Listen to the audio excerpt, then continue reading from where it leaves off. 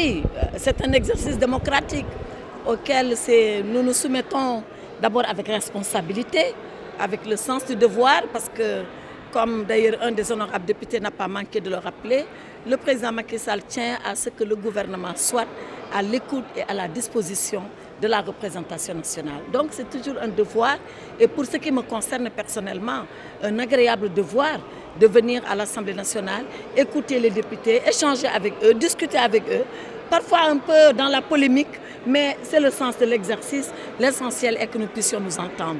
Ce qui nous a amenés ici ce matin, c'est de faire voter 4 projets de convention que nous soumettons à la ratification de l'Assemblée nationale. Ces projets ont été ratifiés. Je pense que nous devons remercier la représentation parlementaire d'avoir autorisé le président de la République à ratifier la convention d'entraide judiciaire en matière civile et commerciale entre la République islamique de Mauritanie et le Sénégal, entre le gouvernement de l'État des Émirats arabes unis et le Sénégal. Nous devons également remercier l'Assemblée nationale d'avoir autorisé M. le Président de la République à ratifier 2 autres conventions extrêmement importantes. Une sur les statistiques, quand on sait ce que ça représente dans le développement d'un pays, et une autre sur la sécurité routière, quand on constate les dégâts que les accidents mortels occasionnent à chaque fois.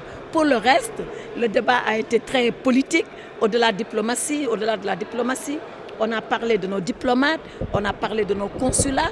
Je me suis vraiment insurgée contre l'État qu'on a infligé à nos consulats en les saccageant, en les pillant, en détériorant et en abîmant le matériel. Je pense que nous pouvons être en démocratie, nous pouvons être en politique, nous pouvons même être dans la polémique politique sans arriver à ces extrêmes. Et c'est cela que j'ai dénoncé, une partie des députés avec moi, pour que le Sénégal reste ce pays admiré et respecté à l'étranger.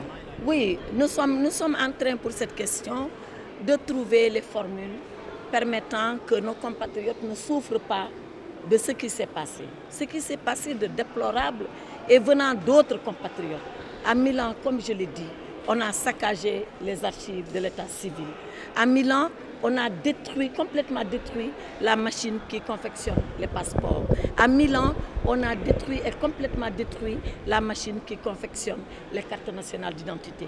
À Milan, on a même déchiré les listes sur lesquelles nos compatriotes s'étaient inscrits nouvellement pour pouvoir voter en 2024. Qui va réparer tous ces dégâts? Qui va réparer tous ces dégâts? Et c'est la raison pour laquelle je disais aux députés que si certains ont condamné, j'aurais souhaité que tous condamnent. Parce que sur des actes comme ça, au moins nous devons faire preuve d'unanimité. Parce que nous tous savons, qu'on le dise ou qu'on le taise, que c'est des actes que nous devons condamner. Une fois cela dit, le gouvernement fait face à ses responsabilités. Il fera de telle sorte que nos compatriotes ne souffrent pas trop de ce qui s'est passé. Et voilà pourquoi on prend les mesures transitoires avec le consulat de Naples pour ce qui est des Sénégalais vivant à Milan. Nos relations avec la Guinée sont excellentes. Mon homologue de Guinée, Dr Maurice Sanda, discute avec moi quasiment tous les jours. Nous avons les meilleurs rapports. Et d'ailleurs, s'il arrive qu'il y ait un incident entre la Guinée et le Sénégal, où lui prend son téléphone et m'appelle, ou moi je prends mon téléphone, je l'appelle, et nous le réglons d'homme à homme avant même que les États ne s'en mêlent. Pour le reste, quiconque sur le territoire national commet des actes délictuels, qu'ils soient sénégalais, étrangers, mais ces actes-là sont punis et sont réprimés. C'est ce qui arrive. Donc il n'y a pas lieu de dire que c'est tel pays ou tel autre pays. C'est une question d'individu et de responsabilité pénale individuelle.